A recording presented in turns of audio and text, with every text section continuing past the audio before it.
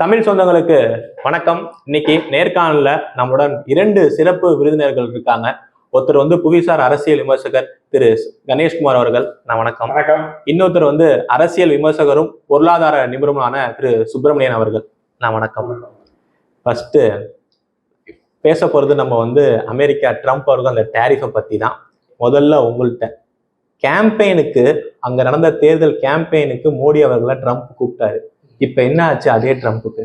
Trump campaign கேட்கும் போது அது 2020 ஓகேவா, அது கோவிடுக்கு முன்னாடி. கோவிடுக்கு அப்புறமா நிறைய விஷயங்கள் மாறிடுச்சு. 2020-21 போது தேர்தலில் தான் நீங்கள் சொல்கிற ஹவுடி மோடி, அப்புறம் நமஸ்தே ட்ரம்ப், இதெல்லாம் முன்னாடி 2020க்கு முன்னாடி நடந்த விஷயங்கள்லாம். 2020-21 இந்த 2020 தேர்தல் முடிஞ்ச உடனே ஜோ பைடன் வெற்றி பெற்றவராக அறிவிக்கப்படுறார். அதுக்கப்புறமா இருந்த கதை வேற. ஸோ அப்போ நீங்கள் கோவிடை பார்க்கணும், அதுக்கப்புறமா உக்ரைனுடைய பிரச்சனையை பார்க்கணும். இதெல்லாம் பார்க்கும்போது அமெரிக்காவோட பொருளாதாரத்தை நீங்கள் கொஞ்சம் பார்க்கணும். ஸோ அமெரிக்கா எந்த அளவுக்கு பெரிய பொருளாதார நாடோ, அமெரிக்காவுடைய பொருளாதாரத்தில் தூக்கி பிடிக்கக்கூடிய சில விஷயங்களில் அவங்களுடைய கடனும் இருக்குது. கிட்டத்தட்ட $36 ட்ரில்லியன் அளவுக்கு கடன் இருக்குது. கடன்றது பொறுப்பும் கூட. ஸோ அவர் அமெரிக்காவுக்கு மட்டும் பொறுப்பு அல்ல, அமெரிக்காவுடைய கடனுக்கும் பொறுப்பு. ஸோ அப்போ அமெரிக்காவுடைய கடனை திரும்பி கட்டக்கூடிய நிலைமையில அமெரிக்கா இருக்கணும்.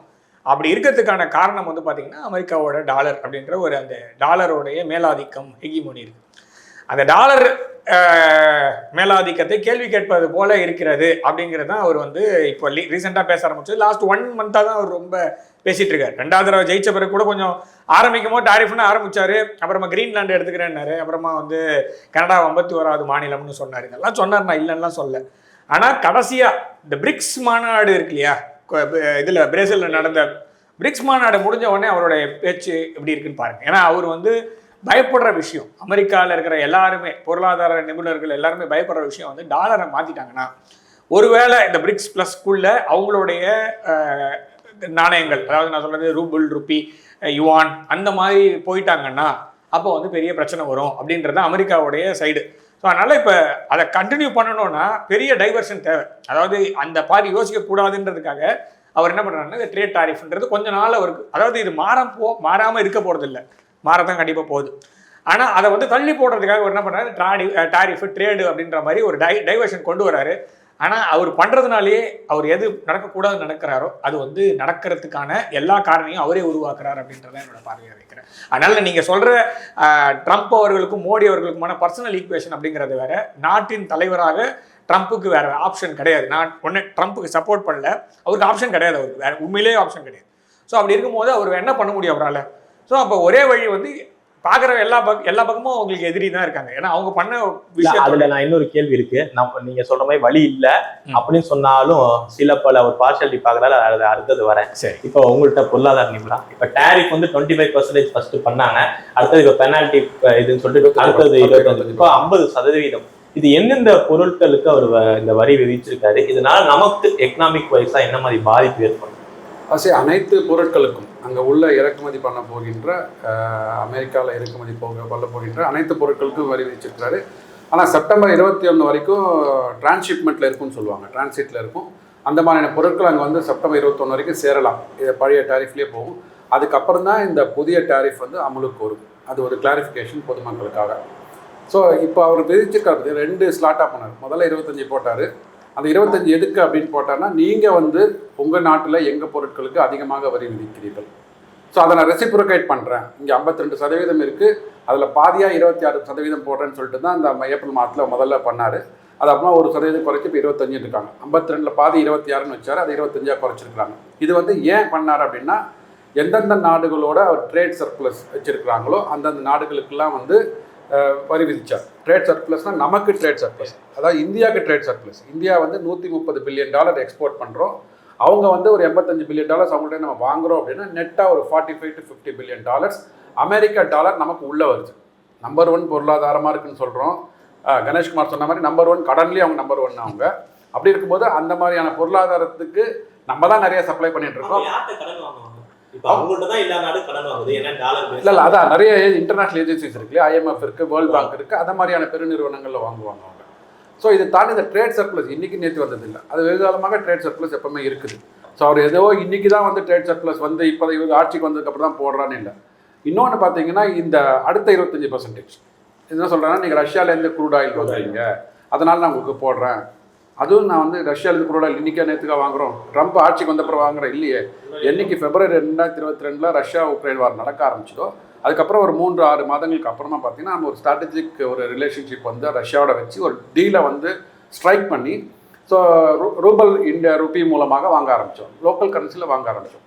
ஸோ அது வந்து அப்போலே தான் வாங்கலாம். அப்பயே அவர் சொல்லலை அவர், ஏன்னா அவர் வந்து தேர்தலில் வந்து வின் பண்ணுவாரான்னு அவருக்கு ஒரு நம்பிக்கை இல்லை. எனக்கு தெரிஞ்ச வரைக்கும் கரெக்ட் தேர்தலில் வின் பண்ணுவாரான்னு நம்பிக்கை இல்லை.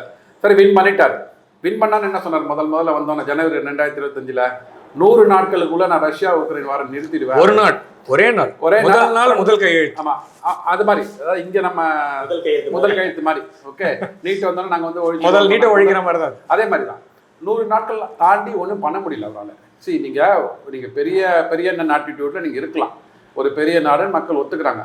அதற்காக வந்து இன்னொரு நாட்டோட டெமோக்ரஸியில் இன்னொரு நாட்டோட ஒரு பாலிடிக்ஸில் நீங்கள் எப்படி என்டர் ஆக முடியும்? இன்னைக்கு தேதியில் பார்த்தீங்கன்னா குளோபலாக வந்து அந்தந்த நாடுகளும் செல்ஃப் சஃபிஷியண்டாக ஆரம்பிச்சுட்டாங்க. நம்ம ஆரம்பித்தோம், ஆத்ம நிர்பர் பாரத் ஆரம்பித்தோம், மேக் இன் இண்டியா திட்டம் வந்தது. அது மாதிரி தான் அவர் அமெரிக்கா ஃபஸ்ட்டு ஆரம்பித்தார். ஸோ அதன் மூலமாக தான் வந்து அவங்க நிறைய அந்த மாற்றங்கள் வந்ததே. வந்து அவர் என்ன சொன்னார்னா, நான் வந்து இமிகிரண்ட்ஸை வெளில அனுப்புவேன்னார். முதல்ல அமெரிக்கர்களுக்கு மட்டுமே அங்கே வந்து குடியுரிமை அளிக்கப்படும், வேலைவாய்ப்பு கொடுக்கப்படும்னாரு. அப்புறமா இல்லீகல் இமிகிரண்ட்ஸ்னு மாற்றினார். ஓகே, ஸோ இதெல்லாம் வந்து அங்கே வந்து அக்செப்ட் பண்ணாங்க. சரி, ரைட், இவர் நல்லது பண்ண போகிறாரு அப்படின்னு பார்த்தா இப்போ அப்படியே 360 டிகிரி திரும்புறாரு. இப்போ வந்து இங்கேருந்து நம்ம வந்து ஏற்றுமதி பண்ணுறோம் ஒரு பொருட்களை, அங்கே வந்து அந்த பொருட்களுக்கு தடை விதிக்கிறீங்கன்னா டாரிஃப் போட்டிங்கன்னா தடை விதிக்கிற மாதிரி தான் அது. ஓகே, நாளைக்கு இங்கேருந்து நம்மளாம் ஏற்றுமதி பண்ணல வச்சுக்கோங்க, அந்த பொருட்களை இன்றைக்கி வரைக்கும் வாங்குறவங்களுக்கு நாளைக்கு யார்கிட்ட வாங்குவாங்க? நீங்கள் ஆல்டர்னேட் மார்க்கெட் கண்டுபிடிச்சிட்டிங்களா?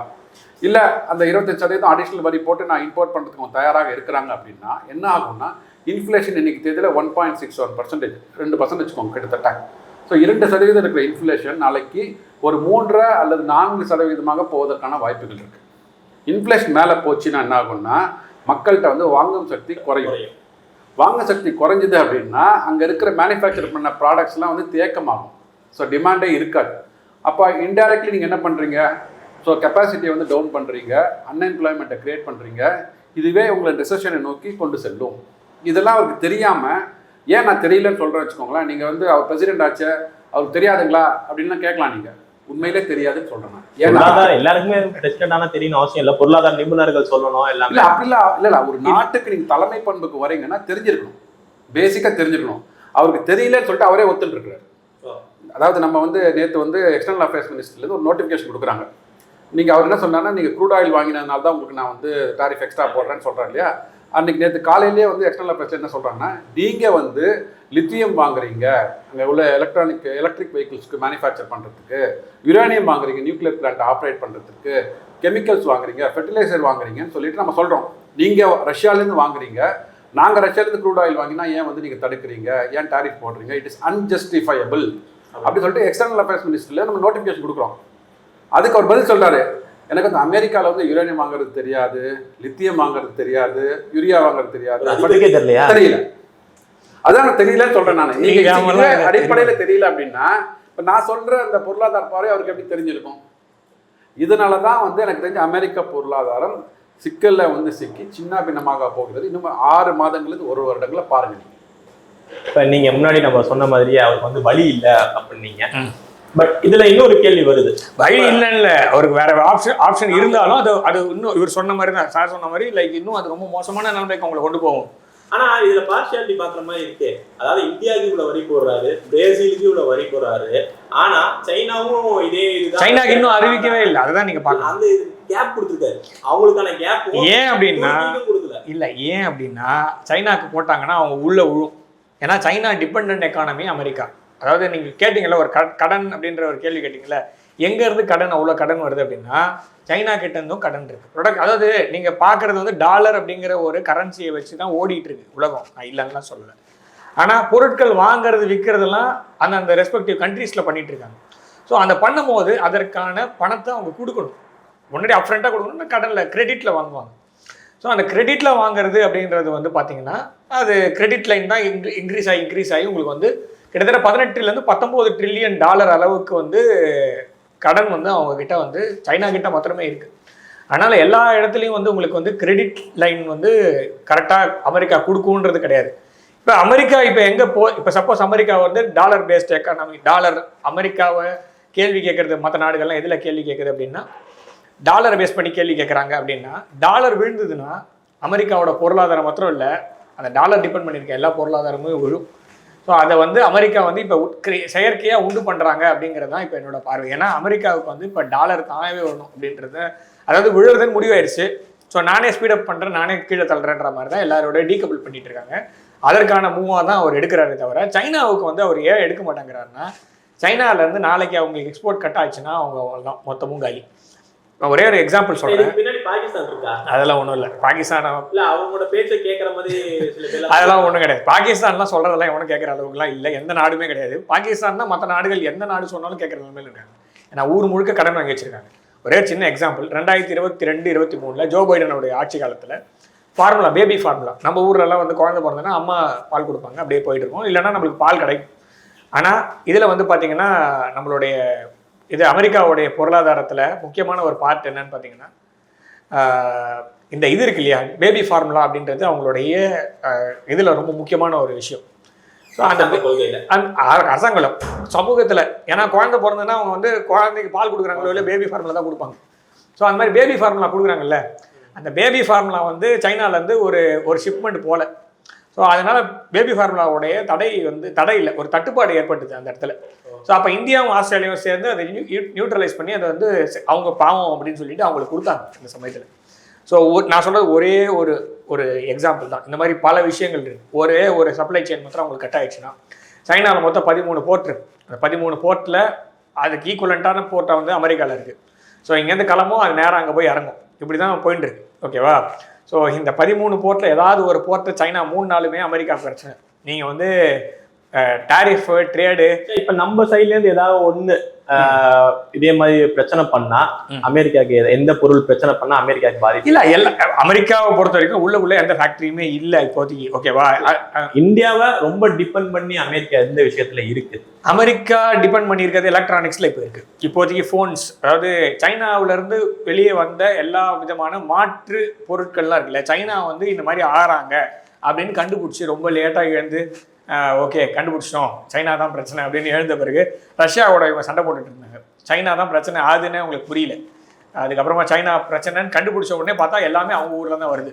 ஸோ அப்போ என்ன பண்ணலாம், இன்னும் ஹூவே அப்படின்ற ஒரு கம்பெனி வந்து பயங்கர பெருசாக தலையெடுக்கும் போது, ஓகே இவங்க வந்து நம்மளுடைய ப்ராடக்ட்ஸ் எல்லாம் காப்பிடிக்கிறாங்க, நம்மளை மீறி இவங்க ப்ரொடியூஸ் பண்ணுறாங்க, அதனால் ஹூவே வந்து 5G டெக்னாலஜி உலகத்துக்குலாம் கொடுக்குது, அதனால் யாரும் வாங்கக்கூடாது அப்படின்னு சொல்லி கடைசியில் வந்து அவங்க வாங்குவாங்கன்னு வச்சுக்கோங்களேன், அவங்க வாங்குவாங்க. ஸோ அப்படி இருக்கும்போது என்ன பண்ணுறாங்கன்னா China +1 அப்படின்னு ஒரு பாலிசி கொண்டு வராங்க. ஸோ அதில் வந்து எதெல்லாம் முக்கியமான பொருட்கள் வந்து வெளியூரில் கொடுக்க முடியும் அப்படின்னு பார்க்கும்போது இந்தியா வந்து ஒரு நம்பகத்தகுந்த நாடு அப்போது. ஏன்னா நம்ம எதுவுமே கேட்காம நீங்கள் என்ன சொன்னாலும் கேட்கட்டா நல்லவன், எதிர்த்து ஒரு கேள்வி கேட்டிங்கன்னா அப்போ கெட்டவன். ஸோ அது மாதிரி இருக்கும்போது இந்த ஐஃபோன்லாம் இருக்கு இல்லையா, இப்போ வந்து பாதி ஐஃபோன் வந்து உலகத்தில் இந்தியாவில் இருந்தால் போகுது. ஸோ அப்போ ஐஃபோன் வந்து ஒன் ஆஃப் த பிக், அதாவது ஃபார்ச்சூன் கம்பெனிஸில் ரொம்ப முக்கியமான கம்பெனி வந்து ஆப்பிள். அதாவது உலகத்தில் மோஸ்ட் வேல்யூபிள் கம்பெனி அப்படின்றது ஆப்பிள் தான். ஆப்பிளோடைய சாம்ராஜ்யம் வந்து அமெரிக்காவையே காப்பாற்றுது. ஒரு பிக் 5 டெக் கம்பெனிஸ் இருக்கு இல்லையா, ஸோ அந்த டெக் கம்பெனிஸில் ஆப்பிளும் ஒன்று, அதோடைய ப்ரொடக்ஷன்ஸ் வந்து இந்தியாவில் இருக்குது. ஸோ இதை வச்சு பார்க்கும்போது நிறைய எலக்ட்ரானிக் ஐட்டம்ஸும் இருக்குது, நிறைய இந்த மாதிரி விஷயங்கள்லாம் வந்து இந்தியாவிலிருந்து அவங்களுடைய தேவைக்காக போயிட்டுருக்கு. அதனால் சைனாவிலேருந்து ரீப்ளேஸ் பண்ணி இந்தியாவுக்கு வந்தாங்கன்னா இந்தியாவையும் அவங்க வளர்த்து விட விரும்பலை அப்படின்றது தான் பாயிண்ட். நம்ம பார்க்க வேண்டியது என்னென்னா, இப்போ இந்தியாவுக்கும் முழுசாக கொடுக்க மாட்டாங்க அவங்க. ஸோ இப்போ என்ன சொல்கிறாருன்னா ட்ரம்ப், நான் எல்லா ஃபேக்ட்ரியும் திருப்பி ஆரம்பிப்பேன் அப்படின்னு 1980 திருப்பி கோட்டெல்லாம் அழி நான் திருப்பி முதல்லேருந்து வரேன் அப்படின்ட்டு. அது பண்ண முடியாது ஒரு ஆள். அப்படி தான் நான் பார்க்குறேன். ஏன்னா அமெரிக்காவோடைய இப்போ இருக்கிற young population of America is not ready to work. ஓகேவா? நீங்கள் வந்து சைனாவை உங்களுக்கு பிடிக்குதோ பிடிக்கலையோ, வேண்டப்பட்ட விரோதியோ என்னவோ சொல்லிக்கோங்க, பார்டரில் இருக்கிறாங்களோ நெய்பரோ என்ன வேணால் சொல்லிக்கோங்க, சைனாவோடைய யங்ஸ்டர்ஸ் பாப்புலேஷன் வந்து வேறு மாதிரி ரியாக்ட் பண்ணுறாங்க சொசைட்டிக்கு. அமெரிக்காவோடைய யங்ஸ்டர்ஸ் பாப்புலேஷன் வேறு மாதிரி ரியாக்ட் பண்ணுறாங்க. இது ரெண்டுத்துக்கும் நடுவில் இந்தியாவோட யங்ஸ்டர்ஸ் பாப்புலேஷன் இருக்காங்க. நம்மளோட யங்ஸ்டர்ஸ் வந்து ஒன்றே ஒன்று மட்டும் தான் கவனிக்கணும், நீங்கள் சைனாவை இதில் ஃபாலோ பண்ணலாம், அமெரிக்காவை ஃபாலோ பண்ணோன்னா நம்மளும் அவங்கள மாதிரி தான் ஆகும். நம்ம சைனா மாதிரி ஆகணுமா இல்லை அமெரிக்கா மாதிரி ஆகணுமான்னு அவங்க யோசனைக்க நான் விட்டுறேன். இப்போ ட்ரம்ப் அவர்கள் இந்த டேரிஃபை இன்க்ரீஸ் பண்ணுறப்போ ஒன்று சொன்னார், பாரதத்தோட எக்கனாமி வந்து டெட் எக்கனாமி அப்படின்னு சொல்லியிருக்காரு. உண்மையிலுமே நம்மளது எக்கனாமி எப்படி இருக்குது, அமெரிக்காவோட எக்கனாமி எப்படி இருக்கு? ஏன்னா கடன்ல எல்லாம் இருக்குன்னு சொல்றீங்க, $36,000. ஸோ அவங்களோட எக்கனாமி நம்மளோட எக்கனாமி எப்படி? இல்லை, அதான் அவர் என்ன பேசுகிறான்னு அவருக்கு தெரியலன்றதுக்கு நான் முதல் சுற்றுலேயே ஒரு இதை இன்ஃபர்மேஷன் சொன்னேன், எக்ஸாம்பிள் சொன்னேன். டெட் எக்கானமி அப்படின்னு சொன்னால் அவர் என்ன நினச்சிருக்கிறாரு அப்படின்னா, இந்த உக்ரைனில் இருக்கிற சோல்ஜர்ஸ், ரஷ்யாவில் இருக்கிற சோல்ஜர்ஸ் இந்த வாரில் இறந்து போகிறார்கள் இல்லையா, அதற்கு வந்து இந்த போரின் மூலமாக அவங்க பணம் அவங்களுக்கு தேவைப்படுது. அந்த பணம் வந்து நம்ம க்ரூட் ஆயிலை வாங்குறோம்ல ரஷ்யாலேருந்து, அதனால் வந்து அந்த போருக்கு நம்ம வந்து சப்போர்ட் பண்ணுறோம், அங்கே வீரர்கள் இருந்து போவதற்கு வந்து நம்ம காரணமாக இருக்கும், அதனால் டெட் எக்கானமின்னு சொல்கிறாரு நான் புரிஞ்சுக்கிறேன். ஓகே, அந்த விதத்தில் சொல்கிறாரு, நான் நம்புகிறேன். ஓகே, ஆனால் அவர் வேறு விதத்தில், அதாவது உண்மையிலே வந்து எக்கானமிலாம் டவுன் ஆகிடுச்சு அப்படின்னு சொன்னோன்னா அது முற்றிலும் தவறு. ஏன்னா நம்ம வந்து ஒரு 11 வருஷத்துக்கு முன்னாடி 2014 11வது இடத்துல இருந்த இந்திய பொருளாதாரம் 10 ஆண்டுகளில் 5வது நிலைமைக்கு வந்து இன்றைக்கி 4வது பொருளாதாரமாக உயர்ந்து இருக்குது. ஜப்பானை வந்து வீழ்த்தி விட்டு நம்ம வந்து மேலே வந்துட்டோம். $4.137 trillion எக்கானமியில் இருக்கோம். சரி, இவ்வளோ வேகமாக வளர்ந்துருக்கிறோம், கடனை வேகமாக வாங்கியிருக்கிறோமா பார்த்தீங்கன்னா நம்ம வந்து 80% தான் நம்மளோட கடன். வேற அமெரிக்கா வந்து $27 trillion எக்கானமியாக இருக்கிறது, 122% கடன், கிட்டத்தட்ட $35 trillion பொருளாதாரத்தை விட அதிகமாக கடன் வாங்கியிருக்கிறாரு. அதுதான் கன்சியூமர் பேஸ்ட் எக்கானமி நோக்கி நீங்கள் போக போக என்ன ஆகுன்னா, நீங்கள் வந்து கட்டமைப்புகளை உருவாக்காமல் கன்சம்ஷனுக்காக கடன் வாங்கினீங்க அப்படின்னா அது வந்து வேஸ்ட்டாக போயிட்டு இருக்கும். ஸோ ட்ரெயினில் போகும்னு சொல்லுவாங்க இல்லையா, கடலில் கரைக்கிற மாதிரி கரைச்சிட்டே இருப்பாங்க. நம்ம கடன் வாங்குறதுன்னு பார்த்தீங்கன்னா வருடம் கிட்டத்தட்ட ஒரு 10லேருந்து 13 லட்சம் கோடிகள் கடந்த ஒரு 4-5 வருடங்களாக கட்டமைப்புகளுக்காகவே மட்டுமே நிதிநிலை அறிக்கையில் வந்து இந்த நிதிகள் ஒதுக்கப்பட்டு நம்ம வருஷம் கடன் வாங்குறான்னு சொல்கிறாங்க பார்த்தீங்களா, அதில் வாங்குகிற கடன் வந்து பாதி சதவிகிதம் 50% வந்து 10 லட்சத்துலேருந்து 15 லட்சம் கோடிகள் கட்டமைப்புகளாக செலவு பண்ணுறோம். ஈவன் கொரோனா டைமில் கூட பார்த்தீங்கன்னா நம்ம வந்து அந்த ஆத்ம நிர்பர் பாரத் திட்டங்கள் கொண்டு வந்தோம் இல்லையா, அது ஒரு பட்ஜெட்டோட ஈக்குவலண்ட் அமௌண்ட் கிட்டத்தட்ட 28 லட்சம் கோடிகள் வந்து ஆத்ம நிர்பர் பாரத்துக்காக நமக்கு வந்து மக்களுக்காக செலவிட்டோம். எதற்காக செலவிட்டோம்னா அங்கே எம்எஸ்எம்இக்கு வந்து 5 லட்சம் கோடி கடன் கொடுத்தோம். எதுக்கு அவங்களுக்கு கடன் கொடுத்தோம்னா அவங்க நிறுவனத்தை நடத்துவதற்காக. சரிங்களா, அப்புறமா அங்கே தேவைப்பட்ட ஒரு 80 கோடி மக்களுக்கு வந்து விலையில்லா அரிசி, விலையில்லா கோதுமை கொடுத்தோம், அத்தியாவசிய பொருட்கள் கொடுத்தோம். அங்கே அப்படி கிடையாது. அங்கே கன்சியூமர் பேஸ்ட் எக்கானமி. அவன் வந்து கிரெடிட் கார்டு நிறைய வச்சுட்டு இருப்பான், 4-5 கார் வச்சுட்டு இருப்பாங்க, ஃப்ளாஷி ஹவுசஸ் இருக்கும். நம்ம அது மாதிரிலாம் இல்லை. நம்மளோட வாழ்க்கை கோட்பாடே எதுன்னா, எது நமக்கு அத்தியாவசியமோ அதை நம்ம வச்சுப்போம், அதுக்கு மட்டும் கடன் வாங்குவோம். அதுக்கப்புறம் நீங்கள் சம்பாதிச்சதுக்கு அப்புறம் தான் வந்து பார்த்திங்கன்னா சம்பளத்துக்கு ஏற்ற மாதிரி இஎம்ஐயில் வீடை வாங்குவோம், காரை வாங்குவோம். சம்பளமே இல்லாமல் நம்ம காரை வாங்க மாட்டோம், வீடை வாங்க மாட்டோம். அந்த மாதிரியான வளர்ப்பு நம்மள்கிட்ட இல்லை. ஸோ அதனால் வந்து அமெரிக்க பொருளாதாரம் அதை சொல்ல ஒரு நீர்க்குமிழி மாதிரி, பபுள் மாதிரி, நீங்கள் வந்து அந்த கடனை வாங்கி கொண்டே இருக்க வேண்டும் எக்கானமி வந்து மெயின்டைன் பண்ணுறதுக்காக. டப்புன்னு யாராவது ஒருத்தர் வந்து இன்ஸ்டிடியூஷன் வந்து உங்களுக்கு மேலே வந்து இப்போ பாகிஸ்தானுக்கு கிரே லிஸ்ட் கொடுத்துருக்குறாங்க இல்லையா, கிரேலேருந்து பிளாக்குக்கு போகணும்னு சொல்கிறாங்க. இப்போ அந்த மாதிரியான ஒரு கிரே லிஸ்ட்டை வந்து IMFல நம்ம வந்து அந்த ஒரு ரெசல்யூஷனை மூவ் பண்ணி ஒரு 40-50 நாடுகள் இது அமெரிக்க பொருளாதாரம் வந்து இப்படி இருக்குது, அவங்க வந்து ஆப்ளிகேஷன்ஸை மீட் பண்ணலை அப்படின்னு சொல்லிட்டாங்கன்னு சொல்லி கிரே லிஸ்ட்டில் போயிடுச்சு அப்படின்னா அவங்க கடன் வாங்கும் சக்தி வந்து முற்றிலுமாக நீக்கப்பட்டுவிடும், நிறுத்தப்பட்டுவிடும். அப்போ அவ்வளோதான். ஸோ அதுதான் பபுள்னு சொல்கிறோம். குறிப்பாக நீங்கள் இன்னொரு கேள்வி கேட்டீங்க, அது மாதிரி பாகிஸ்தான் மேலெலாம் வந்து அவங்க வரி விதிப்பு வந்து அவ்வளோ செய்யலையா அப்படின்னா, சரி, எந்த நாடுகள்கிட்டேருந்து நிறைய வந்து பொருட்கள் வாங்குறாங்களோ அங்கே தான் டேரிஃபை போட முடியும். நீங்கள் வந்து ஒன்றுமே விற்கலை, நான் 100% டேரிஃப் போட்டு எனக்கு என்ன பிரயோஜனம்? ஒன்று. ரெண்டாவது வந்து இது வந்து it is link to the trade surplus. முன்னமே சொன்ன மாதிரி தான் நம்ம $45 பில்லியன் ட்ரேட் சர்ப்ளஸ் வச்சுட்டு இருக்கோம். அதனால் 25% வந்து வரி போட்டாங்க. பாகிஸ்தான் வந்து ஒரு $3 பில்லியன் தான் ட்ரேட் சர்ப்ளஸ். $3 பில்லியன் கிட்டத்தட்ட வந்து நம்மள 1/10 பங்கு அவங்க ரைட்டா. அவங்களுக்கு போட்டது வந்து 19%. $3 பில்லியன் அவன் 19% போட்டிருக்கிறாங்க. நம்ம வந்து $45 பில்லியன் வச்சுருக்கிறோம், கிட்டத்தட்ட 15 மடங்கு. அப்போ எங்கே எவ்வளோ போட்டிருக்கணும்? ஸோ அவருக்கு வந்து வேறு வழி இல்லாமல் அந்த டாரிஃப் போடுறாரு. So coming back to dead economy. Okay, நீ அவர் என்ன சொல்கிறேன்னா ரஷ்யாலேருந்து நீங்கள் க்ரூட் ஆயில் வாங்கி அந்த பணத்தை கொடுத்து. இன்னொரு கேள்வி வருது, நீங்கள் சொல்கிற மாதிரியே நம்ம எவ்வளோ அமௌண்ட் சேவ் பண்ணுறதுக்கு க்ரூட் ஆயில் வந்து ரஷ்யாட்டேருந்து வாங்குறோம்? நீங்கள் சொன்னீங்களா எர்த் மெட்டல்ஸ், லித்தியம்காக, அது எவ்வளோ? நம்மளோட அமெரிக்கா வந்து ரஷ்யாட்ட அதிகமாக வாங்குறாங்களா இல்லை நம்ம தான் அதிகமாக வாங்கலாம்? இல்லை, அந்த தரவு இன்னும் வெளியில் வரல. ஏன்னா அவருக்கே தெரியலன்ற போது நான் ஆப்வியஸ்லி வெளியில் அந்த இன்ஃபர்மேஷன் வரது வாய்ப்பில்லை. ரஷ்யா தான் அதை ஷேர் பண்ணணும். It's a transaction between Russia and America. அதனால் எவ்வளோ வருது? ஆனால் நம்மளுக்கு வந்து $25 பில்லியன் நம்ம சேவிங்ஸ் பண்ணுறோம். அதாவது ரஷ்யாவிலேருந்து க்ரூட் ஆயில் வாங்குறதுனால ஒரு 35% நம்மளோட இன்றைக்கி தேவையான க்ரூட் ஆயில் ரெக்குவயர்மெண்ட் ஒரு நாளைக்குன்னு பார்த்தீங்கன்னா 5 million barrels per day. 5 million 50 லட்சம் பேரல்ஸ் ஒரு நாளைக்கு நமக்கு தேவை அப்படின்னா அதில் ஒரு 35% வந்து நம்ம ரஷ்யாவிலேருந்து வாங்குறோம்.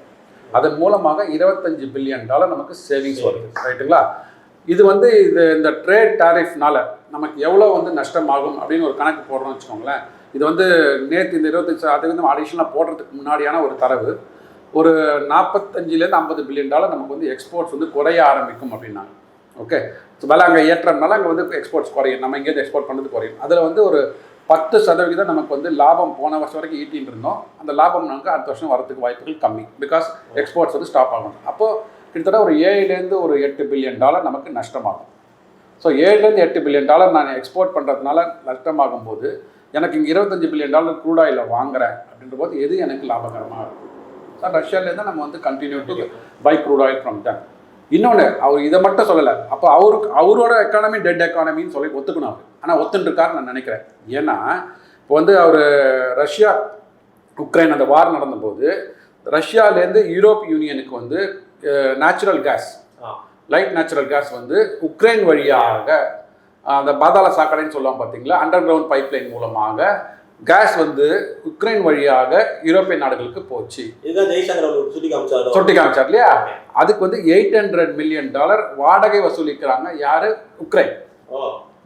ஸோ தன்னை வீட்டையே விற்றுட்டு வாடகை கொடுத்துட்டு தன் சோல்ஜர்ஸை வந்து போருக்கு அனுப்பிச்சிட்டு அங்கே வந்து கொல்வதற்கு காரணமாக இருக்கின்ற அந்த ரஷ்யா மூலமாக பணம் யார் கொடுக்குறாங்க?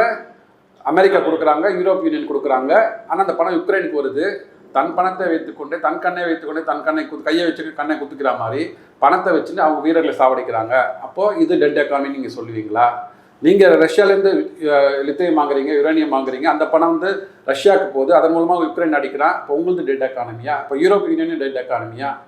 அவர் ஏதோ ஒன்று பேசுகிறாரு, ஏதோ ஒன்று பேசணும். நம்ம இங்கே திராவிட மாடல் அமைச்சகர்லாம் பேசுவாங்களே, அது மாதிரி ஏதோ ஒரு வார்த்தையை விட்டுறாரு, அடிச்சு விடு, அவ்வளோதான், நாளைக்கு எவனோ வந்து பார்த்துப்பான்.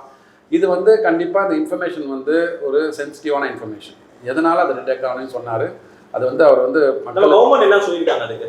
இல்லை, கவர்மெண்ட் வந்து நேற்று ஒரு நல்ல ஒரு ஸ்ட்ராங்கான ஒரு ப்ரெஸ் நோட் கொடுத்துருக்காங்க. அதாவது எல்லாத்தையும் சொல்கிறாங்க, நான் சொன்ன தரவுகள் எல்லாமே எப்படி வந்து ரஷ்யா வந்து அனைத்து நாடுகளுக்கும் சப்போர்ட் பண்ணுறாங்களோ, ஓகே, அது க்ரூட் ஆயிலாக இருக்கட்டும், இல்லை கெமிக்கல்ஸாக இருக்கட்டும், ஃபெர்டிலைசராக இருக்கட்டும், அந்த சொன்ன பைப்லைன் மூலமாக யூரோப் யூனியன் போகிறதா இருக்கட்டும், அனைத்து நாடுகளும் ரஷ்யாவையும் டிபெண்ட் பண்ணி இருக்கிறாங்க. அப்போ வந்து எப்படி நீங்கள் வந்து இந்தியாவுக்கு மேலே மட்டும் இந்த மாதிரியான டாரிஃப் வாரை நீங்கள் எடுக்க முடியும்? ஸோ அதனால் இட் இஸ் அன்ஜஸ்டிஃபையபிள், அன்டெனபிள் அப்படின்னு சொல்லிட்டு நேற்று வந்து ஒரு ஸ்டேட்மெண்ட் விட்டுருக்காங்க. இங்கே எல்லாரும் சொல்கிறாங்க உண்மையே சொல்லலைன்னு சொல்லிட்டு, அதை அவர் ஏற்றுக்கொண்டு இது மாதிரி அவங்க வாங்குறாங்களா, நாங்கள் வாங்குகிறோமா எனக்கு தெரியல அப்படின்னு பொது வெளியில் சொல்லியிருக்காரு. பொது வெளியில் ப்ரெஸ் மீட்டில் சொல்கிறார். நான் என்ன சொல்வேன்னா, சார், நீங்கள் எதிர்கட்சியாக இருந்தாலும் சரி, ஆளுங்கட்சியாக இருந்தாலும் சரி, நாட்டில் என்ன நடக்குது அது மக்கள் நீங்கள் தெரிஞ்சுக்கொள்ள வேண்டும். இப்போ நம்ம வந்து ஒரு விஷயத்தை பற்றி பேசுகிறோம் வச்சுக்கோங்களேன், இந்த டிஸ்கஷன் நடக்குது, டாரிஃப் வாரை பற்றி என்ன நடக்குது. ஸோ அதனால் இந்தியாவுக்கு என்ன பாதிப்பு, அமெரிக்காவுக்கு என்ன லாபம் வருது, நம்ம வந்து பார்த்து பேசிட்டு வரோம். இது இந்த மீட்டிங் இல்லைனா கூட, இன்டர்வியூ இல்லைனா கூட என்ன நடக்குதுன்னு நம்ம தெரிஞ்சுக்கிறோம்ல. சாதாரண குடிமகனாக தெரியும்ல. அவர் வந்து நாட்டோட அதிபர், பிரசிடென்ட், அவர் வந்து இப்படி ஓப்பனாக ஒத்துக்கிறாரு அப்படின்னா எந்த விதத்தில் நாட்டை வந்து நடத்திட்டு போகிறான்னு தெரியல. அந்த நாடு இன்னும் ஒரு 6 மாதங்களுக்கு ஒரு வருடத்துக்கு என்ன நிலைமைக்கு போகுன்றது தெரியல. இது அவங்க நாட்டு மக்கள் உணர்ந்து கொள்ள வேண்டும். அடுத்தது இப்படி ஒரு பக்கம் போயிட்டு இருக்கப்ப திடீர்னு வந்து நம்ம பாதுகாப்பு ஆலோசகர் இவர் வந்து ரஷ்யாவில் மீட் பண்ணுறாரு. இன்னைக்கு அவர் செய்தி வருது, இந்த மாதத்துக்குள்ளே வந்து ரஷ்ய அதிபர் இந்தியா பயணம் மேற்கொள்றதாகவும், அடுத்த மாதம் SCO மீட்டுக்கு 7 வருஷத்துக்கு அப்புறம் வந்து நம்ம பாரத பிரதமர் அவர்கள் சைனா போய் சீன அதிபர் அவர்களை மீட் பண்ணுறதாகவும் இருக்குது. இது எப்படி சாதாரணமாக நடக்கிற நிகழ்வு தானா, இல்லை இது ட்ரம்ப் டாரிஃப் அவருக்காக இங்கே ஒரு கூட்டமைப்பு ஆரம்பிக்கிறதுக்கான வாய்ப்பு? இங்கே ஆல்ரெடி கூட்டமைப்புலாம் நிறைய இருக்குது. SCO சொல்கிற கூட்டமைப்பு இருக்குது, பிரிக்ஸ் இருக்குது, G20 இருக்குது. இது எல்லாமே இந்த கூட்டமைப்பு 3 கூட்டமைப்புலேயும் வந்து பார்த்திங்கன்னா 2 பேருமே இருக்கும். அதாவது நான் சொல்கிறது வந்து இந்தியா, ரஷ்யா இருக்குது, சைனாவும் இருக்காங்க, இது எல்லாருமே இருக்காங்க. ஸோ அப்படி இருக்கும்போது இப்போ இந்த பயணம் எப்பவுமே வந்து ஒரு நாட்டோடைய தலைவர், அதுலேயும் முக்கியமாக வந்து புட்டின் அவர்களுக்கு வந்து இப்போ பல நாடுகளில் அவருக்கு பிரச்சனை இருக்குது. ஸோ அதனால் எந்த நாட்டுக்குமே அவர் பெருசாக பயணம் மேற்கொள்ளலை. அப்போ இந்தியாவுக்கு ஒரு ஆக்சுவலாக வந்து G20யோட இந்தியாவோட தலைமை இருந்தது தெரியுமா, அப்போயே அவர் வரதா இருந்தது. அந்த நவம்பர் மாதம் நடந்தது G20 2 வருஷத்துக்கு முன்னாடி நம்மளுடைய பிரசிடென்சிலே புட்டின் அவர்கள் வந்து வரதா இருந்தது. கடைசியில் இந்த உக்ரைன் வார்னாலையும் அவருக்கு மேலே இருக்க த்ரெட்டுனாலையும் வர முடியாமல் போச்சு. அதனால தான் அந்த G20க்கு வரல. அதெல்லாம் வந்திருந்தாங்கன்னு சூப்பராக பிரமாதமாக இருந்திருக்கும். ஏன்னா நல்ல ஒரு பெரிய ஈவெண்ட் இந்தியா, அதாவது மேற்கத்திய நாடுகள் மட்டும்தான் இந்த மாதிரி ஈவெண்ட்டை வந்து ஹோஸ்ட் பண்ணணும்னு நினச்சிட்டு இருந்தாங்க. அது இல்லாமல் ஒரு நல்ல ஒரு ஈவெண்ட்டை நடத்திட்டாங்க. ஸோ இப்போ இவர் போகிறது வந்து ட்ரேட் வாருக்காகவும் இருக்குது.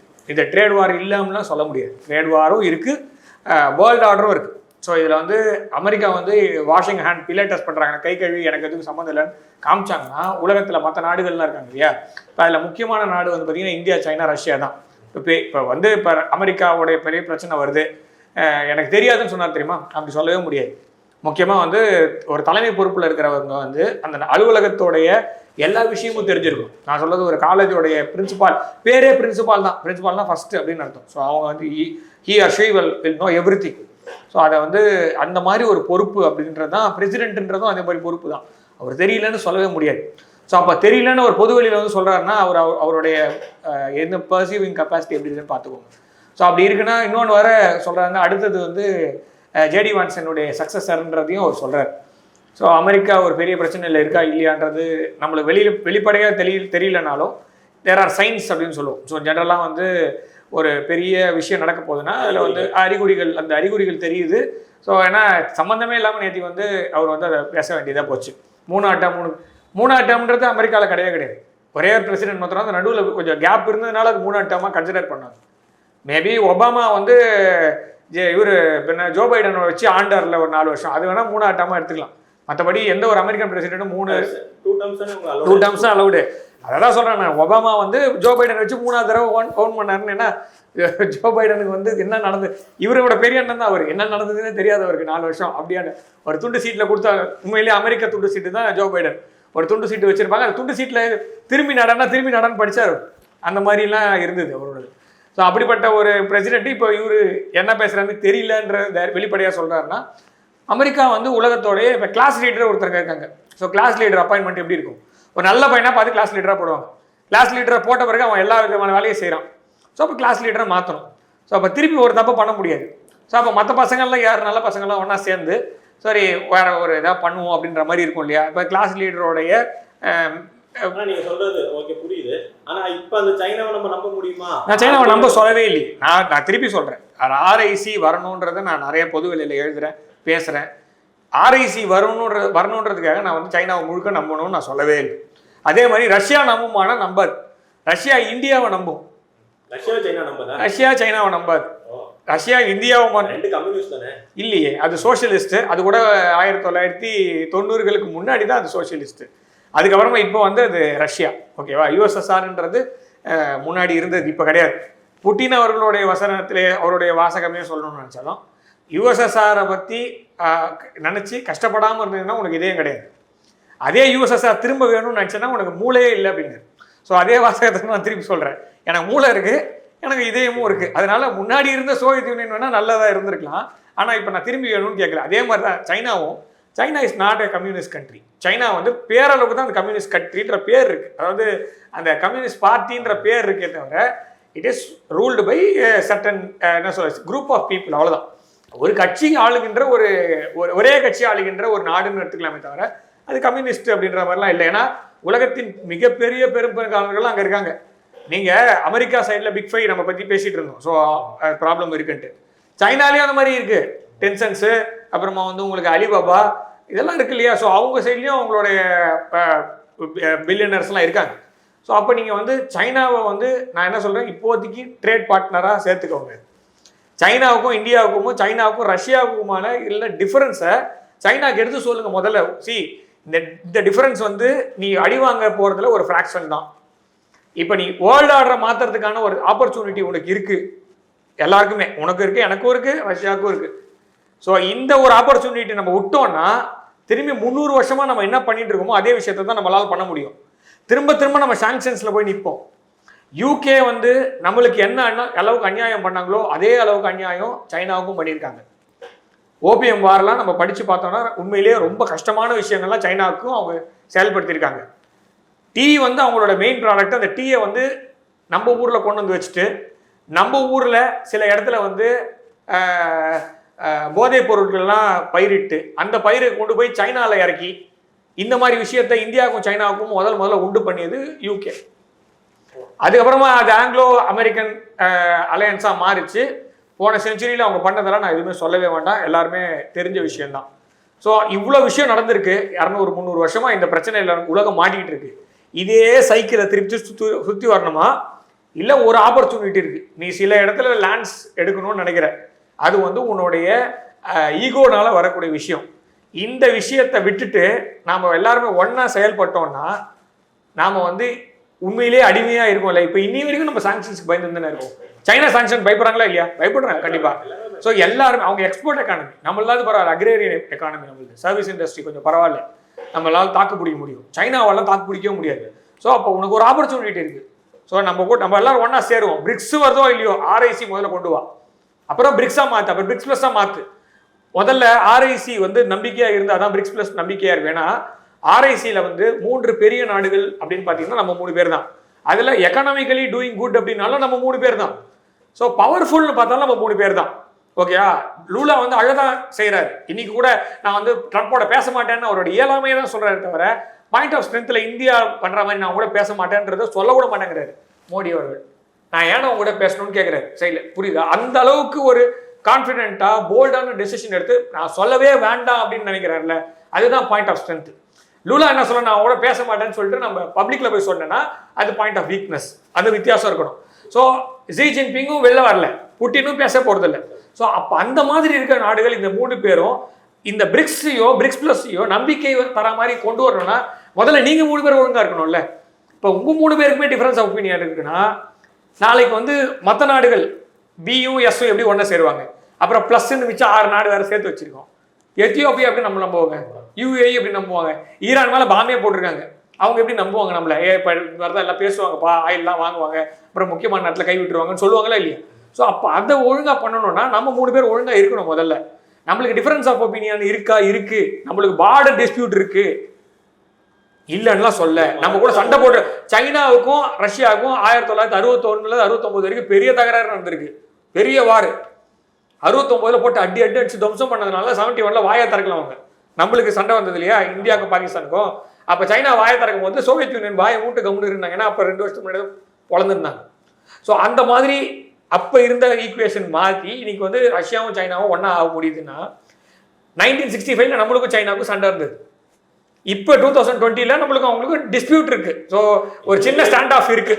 ஸோ ஆனால் இதை சால்வ் பண்ணுறதுக்கு என்ன அமிக்கபிள் சொல்யூஷன் இருக்குன்றது சைனாக்கு நம்ம எடுத்து சொல்லணும், ரஷ்யாவும் சொல்லணும், இந்தியாவும் சொல்லணும். நம்ம 3 பேர் ஒழுங்காக தான்ப்பா உலகம் ஓடும் அப்படின்றது சொன்னால் மாத்திரம்தான் இது சாத்தியமாச்சுன்னா பிரிக்ஸ் சாத்தியமாகும்.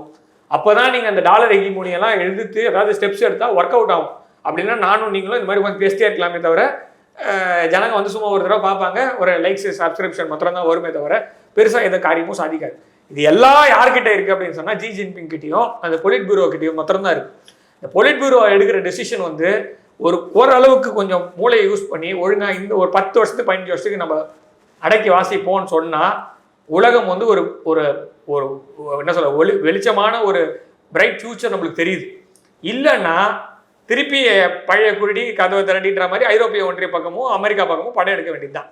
இல்லைன்னா அவங்க சொல்கிறதெல்லாம் கேட்டுட்டு சாங்ஷன் டாரிஃப் எங்கே நீட்டு கையெழுத்து போடுறன்ற மாதிரி தான் இருக்குமே தவிர எந்த ஒரு மாற்றம் வரதுக்கு சான்ஸே இல்லை. இன்னைக்கு நம்ம பாரத பிரதமர் அவர்கள் வந்து பேசுகிறப்ப என்னோட தனிப்பட்ட விருப்பம் என்ன எனக்கு நடந்தாலும் சரி, இமேஜுக்கு என்ன பாதிப்பு வந்தாலும் சரி, நான் வந்து சில பல விஷயங்கள் விட்டு தர மாட்டேன். குறிப்பா விவசாயிகளோட பொருட்களை தான் நான் விட்டு தர மாட்டேன், அவங்க நலனை விட்டு தர மாட்டேன் அப்படிங்கிறது. என்ன மாதிரியான விவசாய பொருட்களை வந்து அமெரிக்கா அவங்க வந்து விற்கிறதுக்கான ட்ரை பண்றாங்க, அதை இந்தியா என்ன பிளாக் பண்ணுது? சார் அதான் மெயின். ஏன்னா நம்ம நாடு பார்த்தீங்கன்னா கிட்டத்தட்ட ஒரு 70% மக்கள் வந்து விவசாயத்தை நம்பி இருக்கிறாங்க. ஸோ விவசாயத்தின் மூலமாக தான் அவங்களோட வாழ்வாதாரமே இருக்குது. ஓகே, நம்மளோட ஸ்கீம்ஸ் எல்லாமே பார்த்தீங்கன்னா அந்த விவசாயம், இந்த அடித்தட்டு மக்கள் இருக்கிற ஏழை மக்களுக்கு மட்டும்தான் இருக்கும் அந்த ஸ்கீம்ஸ் எல்லாமே. அதனால தான் முதல்ல வந்த உடனே அவர்கள் வருமானத்தை இரட்டிப்பாக்க வேண்டும், விவசாயிகளின் வருமானத்தை இரட்டிப்பாக்க வேண்டும். அது ஒரு ஃபஸ்ட்டு கோலாக இருந்தது. ரெண்டாவது விவசாயிகளை எப்படி வியாபாரிகள் ஆக்குவது. ஏன்னா வந்து பார்த்தீங்கன்னா விவசாய பொருட்கள் பண்ணுறாங்க, பட் நானும் நீங்களும் இவரும் வாங்குகிற பொருளோட விலை ஜாஸ்தி இருக்குது. ஓகே, ஒரு 10 ரூபாய் கொடுத்து அவங்க விளைவிக்கிற பொருள் நம்மள்கிட்ட இங்கே வரும்போது ஒரு 70 ரூபா 80 ரூபா ஆகும்போது இப்போ 60 ரூபா லாபம் தானே. அது இந்த லாபம் நேரடியாக அந்த வியாபாரிக்கு போகணும் இல்லை. அவருமே கேட்டால் அவரும் வந்து விளைவிச்ச விவசாயி வந்து எனக்கு பணமே இல்லை, நஷ்டமாக இருக்குன்றாரு. அப்போ நடுவில் யாராவது ஒரு இடைத்தரகர்கள் வந்து இதில் வந்து பணத்தை பண்ணுறாங்க. ஸோ அந்த வேல்யூ செயினில் வந்து விவசாயிகளால் பார்ட்டிசிபேட் பண்ண முடியல. அப்படின்றதுனால தான் வந்து உழவர் உற்பத்தியாளர் நிறுவனம் சொல்லிட்டு அவர்களுக்காக ஒரு நிறுவனத்தை ஆரம்பித்து அந்த ஒரு கட்டமைப்பு ஏற்படுத்தி FPO அதை ஆரம்பித்து, ஸோ நீங்கள் ஒரு 50 பேராக சேர்ந்துக்கோங்க, 50 பேராக சேர்ந்து உங்களோட நிலம், உங்கள்கிட்ட 5 ஏக்கர் 10 ஏக்கர் நிலம் இருக்கா, எல்லாத்தையும் கன்சாலிடேட் பண்ணி அதில் என்ன விளைச்சலை நீங்கள் போட போகிறீங்க, அடுத்த வர சாகுபடிக்கு எது நல்ல விளைச்சல் கொடுக்கும் அப்படிலாம் நீங்கள் பாருங்கள். உங்களுக்கு இடுபொருள்கள் ரா மெட்டீரியல்ஸ்க்காக இருக்கட்டும், இல்லை உரத்துக்காக இருக்கட்டும், உங்களுக்கு என்ன வகையான கடன் வசதிகள் தேவை, அது வந்து அந்த எஃபிஓக்கு வந்து இந்த பப்ளிக் செக்டர் பேங்க் மூலமாகவும் இல்லை என்பிஎஃப்சி மூலமாகவும் கடன் கொடுக்குறாங்க அவங்க. ஸோ அதன் மூலமாக என்ன ஆகுதுன்னா அவங்களுக்கு வந்து ஒரு வால்யூம் பேஸ்டு ப்ரொக்யூர்மெண்ட் நீங்கள் பண்ணும்போது விலை கம்மியாக கிடைக்க ஆரம்பிக்கும். அதே சமயத்தில் வந்து இவங்க பொருட்களை விளைவிச்சதுக்கப்புறம் நல்ல ஒரு வால்யூம் இருக்கும்போது நல்ல விலைக்கு விற்கலாம். அவங்களே ரேட்டை ஃபிக்ஸ் பண்ணலாம். ஆமாம், இநாம்னு ஒன்று இருக்கு இல்லையா, national agriculture market, electronic national agriculture market, இநாம்னு ஒரு போர்ட்டல் இருக்கு. அதில் போயிட்டு எங்கள்கிட்ட வந்து இந்த பொருட்கள் இருக்குது அப்படின்னு கேட்டோன்னா அங்கே வந்து பொருட்களை வாங்குவதற்கு அந்த சைடில் சப்ளை தயாராக இருப்பான், கஸ்டமர் தயாராக இருப்பான். அது வந்து அவங்க கன்னியாகுமரியில் இருக்கலாம், காஷ்மீரில் இருக்கலாம், இல்லாமல் இருக்கிறது. ஸோ அதுதான், அது தாண்டி வந்து ஒரு மினிமம் சப்போர்ட் ப்ரைஸ்னு ஒரு ஃபிக்ஸ் பண்ணுறாங்க.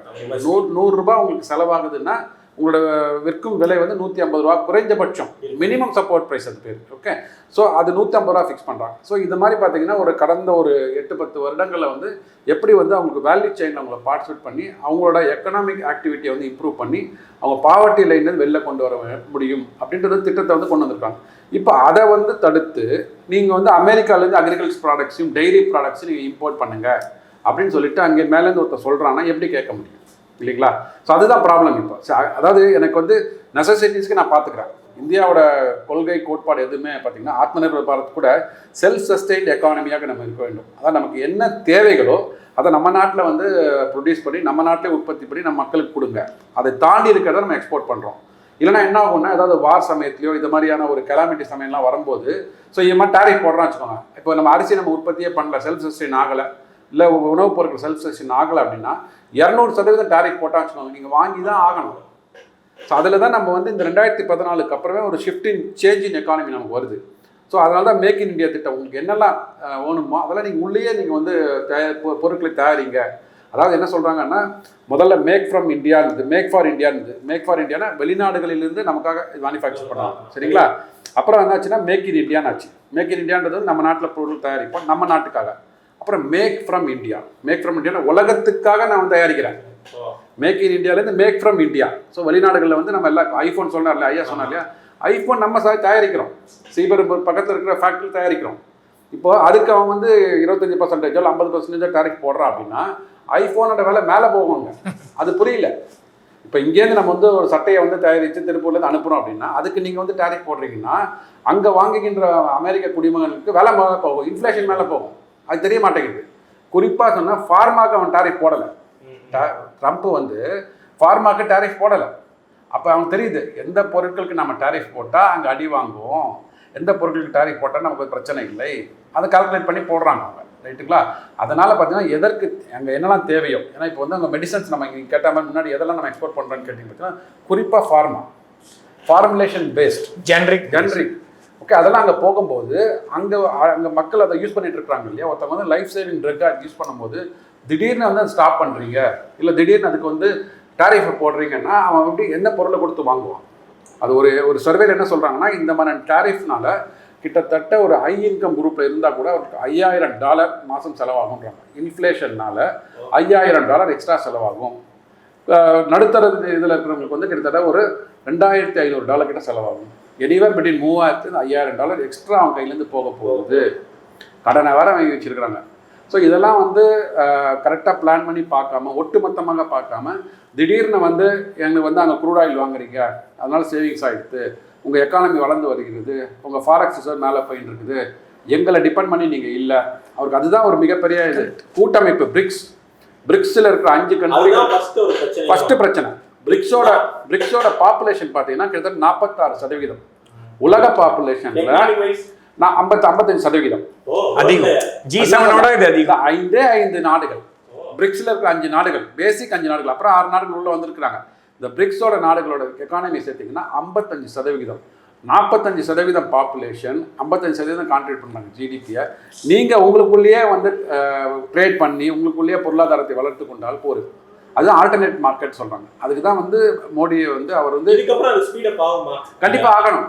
அதாவது ஏன்னா நீங்க ஒரு இது வந்து எல்லாருக்கும் எதுமா டாலருக்கு ரீப்ளேஸ் ஏதாவது கண்டிப்பாக வரும். அது சொன்னதனால தான் இது எடுக்கிறாரு அவரு. டாலருக்கு ரீப்ளேஸ் பண்ணவே வேண்டாம், டாலர் அப்படியே விட்டுட்டு நீங்க உங்க கரன்சிக்குள்ள ட்ரேட் பண்ணிப்பாங்க சார். அததான் இப்ப சொன்னாங்க. அதுதான் இப்போ வந்து நான் ரஷ்யால பண்ற மாதிரி இப்போ நம்ம இப்போ சைனாவும் நம்மளும் வந்து ட்ரேட் பண்றோம். ஓகே, ஒரு $200 பில்லியன் நம்ம அவங்களுக்கு எக்ஸ்போர்ட் பண்ணுறோம், அங்கேருந்து ஒரு $300 பில்லியன் இங்கே வாங்குறோம்னு வச்சுக்கோங்களேன்.